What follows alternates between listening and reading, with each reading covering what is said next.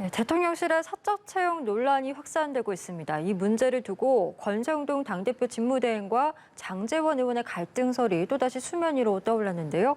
오늘 뉴스 1번지 현장 조수진 최고위원과 함께 이야기 나눠보도록 하겠습니다. 어서 오시죠. 네, 안녕하십니까? 예, 국민의힘 이야기부터 좀 해보겠습니다. 원조 윤핵관이라고 불리는 두 사람, 권성동 당대표 직무대행과 장제원 의원, 오찬 회동을 통해서 갈등설이 조금 일축이 되는가 했는데 사흘 만에 또다시 충돌을 했습니다. 이번 권대행의 사적 채용 논란과 관련해서 장 의원이 말씀이 너무 거칠다 이렇게 쓴소리를 쏟아내면서인데 권대행이 이 발언, 이 지적을 좀 수용하겠다라고 하면서 일단 확전은 피했지만 미묘한 좀 분위기는 이어가고 있는 모습이거든요. 두 사람의 어떤 갈등이라고 해야 될까요? 이 모습 좀 어떻게 보고 계신지요? 첫 번째 질문부터 굉장히 좀 아픈 질문입니다. 예.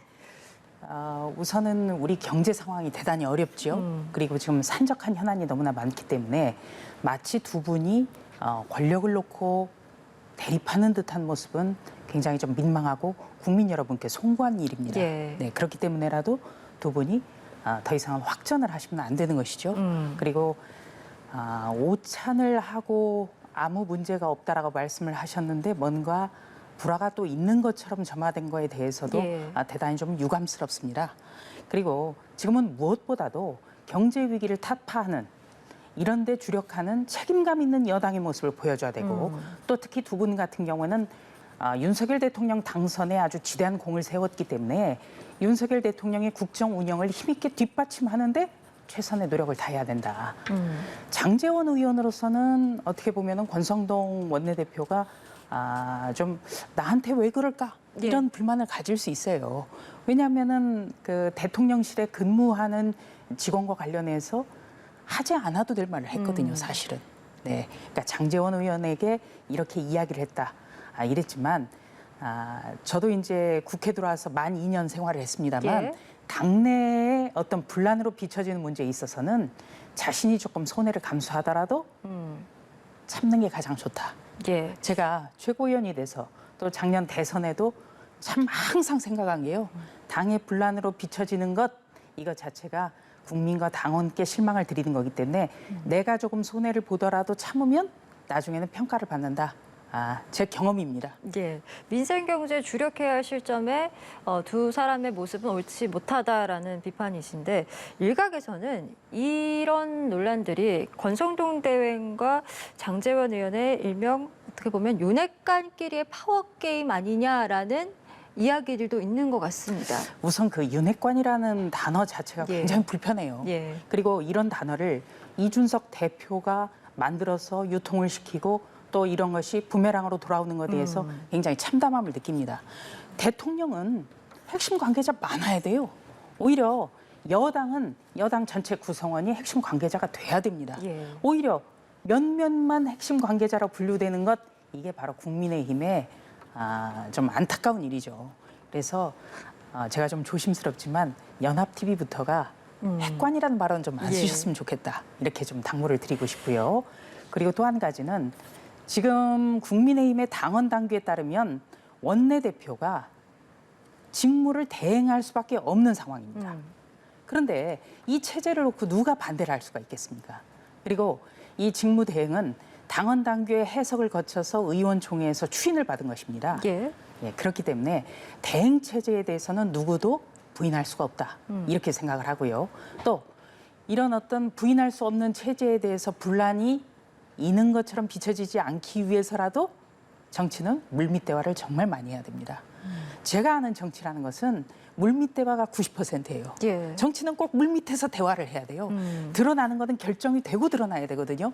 그런데 원숙한 어떤 그 정치의 본연의 본질을 보여드리지 못하고 있는 것에 대해서도 아쉬움이 참 많습니다. 네, 직무대행 체제는 대체할 수 없는 상황이고 그것을 국민의힘이 힘을 모아서 도와야 된다라는 말씀이신데 이번 논란들로 인해서인지 권성동 대행의 어떤 자질 문제가 또 거론이 되는 것 같습니다. 뭐 이 원톱 체제가 오래가지 않을 것이다. 뭐 이런 지적도 있는 것 같고요. 실제로 좀 어떻게 좀 분위기 살피고 계신지요? 네, 우선 더불어민주당의 희망 사항이겠죠. 네, 어떤 국민의힘의 체제가 흔들려서 자중질환이 있는 것 이건 어떤 정파적으로 반대 대척점에 있는 분들이 원하시는 것일 겁니다. 예. 그렇기 때문에 우리는 더 흔들려서는 안 되지요. 그리고 말씀드렸다시피 당의 헌법인 당헌에서 규정을 하고 있어요. 대표가 그러니까 돌아올 수 없는 골석 상태가 아니라 일시적으로 직무가 정지된 예. 상태이기 때문에 원내대표가 대응을 해야 되는 겁니다. 그렇기 때문에 이 부분에 있어서는 지금 실망하시는 분들도 많지만 흔들림 없이 안정된 모습을 보여드리기 위해서 저부터 노력을 하겠다 이런 말씀을 드립니다. 예, 주제를 좀 바꿔보겠습니다. 대통령실의 사적 채용 논란이 좀 국회로 번지는 모습입니다. 민주당이 이 기세를 모아서 공세를 퍼붓고 있는 상황인데 지난 정상회담 순방 시 인사비서관 부인의 사적 동행뿐만 아니라 이번 사적 채용 논란까지 더해서 윤 대통령이 사과를 해야 된다 이렇게 민주당이 좀 이야기를 하고 있는 것 같습니다. 자, 우선 지난 대선 과정에서 윤석열 대통령을 지지했던 분들이 예. 가장 윤 대통령에 기대한 것 바로 공정입니다. 예. 바로 이런 채용 문제가 공정의 가치와 맞물려 있기 때문에 그만큼 지지했던 분들이나 지지하지 않았던 분들도 실망감이 클 거라고 생각합니다. 그래서 참 아쉬운 부분이 있지만요. 대부분 대통령실의 어떤 그 행정요원이라든지 행정관은 공개 채용이 없거든요. 예. 그것은 문재인 정부 때도 그랬고 노무현 정부 때도 그랬고 김대중 정부 때도 그랬습니다. 그러나 대통령에 대한 그 공정에 대한 기대가 큰 만큼 이번 같은 경우에는 차제에 그 대통령실에 근무하는 사람들을 한 번 다 들여다볼 필요가 있다. 들여다보고 개선할 게 있으면은 이렇게 개선하겠다. 국민께 말씀드리는 것이 좋겠다라는 게 제 소견입니다. 또 그렇게 건의할 겁니다. 제도적으로나 시스템적으로 좀 개선할 필요성이 있다라고 보시는 거네요. 우선 이제 시스템 같은 경우에는 좀 어떻게 보면 참 어려운 측면이죠. 왜냐하면 대통령실의 행정관 같은 경우는 공채라는 제도가 없습니다. 예. 그러니까 경선 과정 때부터 정말 무보수로 이 사람을 당선시키기 위해서 일했던 분들이 상당수가 또 포진해 있고요. 그리고 대선 과정에서 또 일을 잘한다고 알려진 보좌진들이 또 추가로 투입이 되거든요. 예. 그렇기 때문에 공채라는 제도가 대통령실에 있기가 참 어렵습니다. 가령 문재인 정부 때 청와대 대변인으로 발탁이 된 고민정 의원 같은 경우도 공개 채용이 아니지 않습니까? 예. 그러나 이 공개 채용을 하고 안 하고의 문제가 아니라 그렇다면은 얼마만큼 우리가 경선 과정에서부터 유능하고 또 대통령을 보좌하는데 어떻게 검증이 됐고 이런 검증 절차를 거쳤기 때문에 대통령실에 근무하고 있다라는 것, 이 점은 설명드린다면은 국민 여러분의 우려도 풀릴 거라고 저는 생각을 합니다. 예, 알겠습니다. 탈북어민 북송 얘기도 해보겠습니다. 통일부가 어제 이제 사진에 이어서 영상을 공개를 했는데 일단 이 영상 보시고 좀 어떤 기분이셨는지 네. 어떻게 느끼셨는지 궁금하네요. 우선은 충격적이죠. 한 4분 가까이 된 영상 아주 생생하게 공개가 됐는데요. 이 북한으로 판문점에서 북한 땅을 밟기 전에 그 몸부림치는 그런 모습이 아주 생생하게 담겼기 때문에 이것이 북송을 과연 희망했느냐 이런 의구심을 훨씬 더 키웠다 이렇게 생각이 됩니다. 그리고 이것은 보수와 진보 이런 낡은 이념의 틀의 문제가 아니라 예. 인권의 문제거든요. 그리고 우리는 항상 상식적으로 의아한 점을 많이 보게 됩니다. 가령 북송을 희망했다면 그 사람들에게 왜 결박을 했을까? 그 점도 굉장히 이상하지요. 그리고 북송을 했다는데 왜 그렇게 끌려가지 않으려고 몸부림을 쳤는지. 그리고 16명을 살해했다는 북한의 주장이 있었습니다만 살해했다면 왜 북한으로 건너가고자 했는가. 이런 아주 기초적인 의문점부터가 풀리지 않았죠. 이거는 인류의 보편적 가치인 인권에 관한 문제입니다. 그래서 북한의 주장만이 아니라 일단 우리 땅을 밟았다면 더더군다나 우리 국민이 되는 거예요. 예.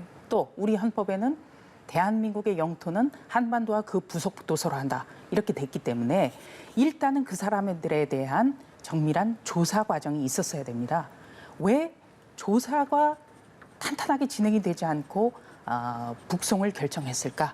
이 부분은 인권의 차원에서도 우리가 조사를 해야 된다. 그리고 실체적인 진실을 들여다볼 필요가 있다. 이렇게 생각이 됩니다. 예. 이 문제는 이제 유엔이라든지 그 많은 외국에서도 인권의 보편적인 가치의 측면에서 궁금증이 있기 때문에 인권 선진국으로서의 대한민국이 이 문제에 대해서는 투명하게 밝혀야 된다고 생각합니다. 예, 진실 규명은 반드시 이루어져야 할 것이고 여야 모두 일단 조사를 하는 거에 대해서는 이견이 없는 것 같은데 내용 측면에서 좀 다른 것 같습니다. 예. 민주당에서는 사적 채용과 엮어서 또 국정조사를 하자라고 언급을 하고 있고 이에 대해서 국민의힘은 어떤 입장을 갖고 있는지도 궁금합니다. 네, 우선 국정조사라는 것은요.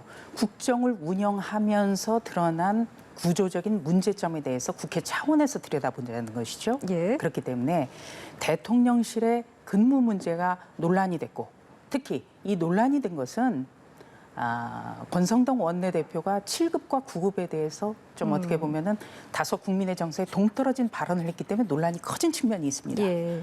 그렇지만 이 탈북자 강제 북송 문제와는 좀 견주기가 어려운 사안이죠. 그렇다면은 국정조사를 한다면은 무엇을 끼워서 하겠다 이렇게 되면 안 되는 것입니다. 그렇기 때문에 이 강제 북송 논란에 대해서는 국정조사를 할 필요가 있다. 네. 그러나 그 기초적인 단계에서는 투명하게 지금 이루어지고 있는 조사부터 면밀하게 지켜볼 필요가 있다. 그렇게 생각을 합니다. 네. 그리고 국정조사는 뭔가를 끼워서 같이 하는 게 아니라 그렇기 때문에 더불어민주당이 정말로 인권 문제에 대해서 당당하다면 이 문제에 대해서 어떤 조건 없이 받아야 된다. 저는 그렇게 생각합니다. 네, 조건 없이 국정조사, 특히 탈북어민 북송의 국정조사가 이루어져야 된다라는 말씀을 해주셨습니다. 윤석열 대통령 지지율 얘기도 좀 해보겠습니다. 30%대 초반으로 뚝 떨어졌습니다. 대선 득표율보다도 낮고 좀처럼 좀 회복이 안 되고 있는 모양새인데 조수진 의원이 바라보는 어떤 원인, 해법 어떤 것들이 좀 있으실까요? 네. 우선 윤석열 대통령은 0.7%포인트라는 아주 간발의 차이로 간신히 이겼습니다. 그래서 취임 당시만 하더라도 각종 여론조사에서 40% 중반 정도 이 지지율로 대통령직을 시작을 했거든요. 그리고 그만큼 지지하지 않았던 분들도 있기 때문에 그만큼 치고 올라가기는 굉장히 어려웠을 거다 그렇게 생각을 합니다. 그러나 임기 초반에 어떤 게이트라든지 어떤 정책의 큰 실패라든지 이런 것 없이 30% 중반대로 하락을 했다. 이거는 아주 무겁게 받고 또 왜 떨어졌는지 그리고 어떻게 하면은 상승할지를 면밀하게 검토하고 노력하고 그리고 반성해야 된다고 생각을 합니다. 우선 윤석열 대통령에게 가장 국민이 기대했던 것이 바로 공정인데 예. 인사 문제라든지 또 작게는 대통령실 근무 문제에 대한 어떤 해서는 안 될 발언 같은 것이 나옴으로써 이 공정에 대한 가치가 많이 흔들린 게 사실입니다. 그리고 교육부 장관의 어떤 그 음주운전 논란이라든지 예. 도덕성과 관련해서도 아마 기대했던 만큼 못 미치기 때문에 실망감이 그토록 있을 겁니다. 그러나 해법은 또 여기에 나와 있습니다. 바로 그 전부터 면밀하게 살펴서 어떤 국정 쇄신이라든지 인적 개편이라든지 이런 걸 통해 가지고 새로워지는 모습을 보여드리고 그리고 앞으로 나아간다면 이것은 아주 몸에 좋은 보약이 될 거다. 예, 그렇게 생각합니다. 알겠습니다. 그리고 그렇게 하도록 노력하겠습니다. 예. 마지막으로 여야 얘기 해보겠습니다. 원구성 협상이 또다시 결렬이 됐습니다. 협상의 내관이 이제 과방위로 꼽히고 있는데 지금 여야 모두 서로를 향해서 언론장악 프레임 공세를 씌우고 있는 상황이거든요. 아무래도 또 조수진 최고위원께서 기자 출신이시다 보니까 네. 이 가방이랑 둘러싼 논란에 대해서 하실 말씀이 있으실 것 같아요. 좀 어떻게 생각하고 계신지요? 우선 국회가 6월 1일 지방선거 이후에 한 번도 열리지 못하고 있습니다. 예. 이 부분에 대해서는 국회의원으로서 그리고 여당의 지도부의 한 일원으로서 대단히 송구한 일입니다.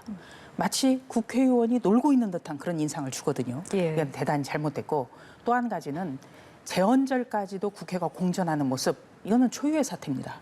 이거는 매를 맞아도 변명의 여지가 없습니다. 그러나 더불어민주당이 이 점을 잘 생각해야 됩니다.